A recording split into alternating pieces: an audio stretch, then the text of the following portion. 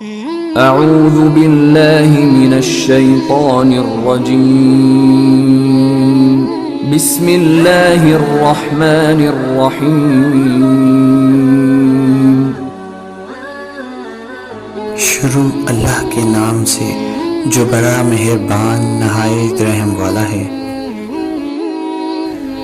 حضرت محمد صلی اللہ علیہ وآلہ وسلم اپنے حجرے سے نکلے، لوگوں کو شب قدر بتانا چاہتے تھے۔ وہ کون سی رات ہے؟ اتنے میں دو مسلمان آپس میں لڑ پڑے۔ آپ صلی اللہ علیہ وآلہ وسلم نے فرمایا، میں تو اس لیے باہر نکلا تھا کہ تم کو شب قدر بتلاؤں، اور فلاں فلاں آدمی لڑ پڑے تو وہ میرے دل سے اٹھا لی گئی، اور شاید اسی میں کچھ تمہاری بہتری ہو۔ تو اب ایسا کرو کہ شب قدر کو رمضان کی 27ویں، 29ویں اور 25ویں رات میں ڈھونڈا کرو۔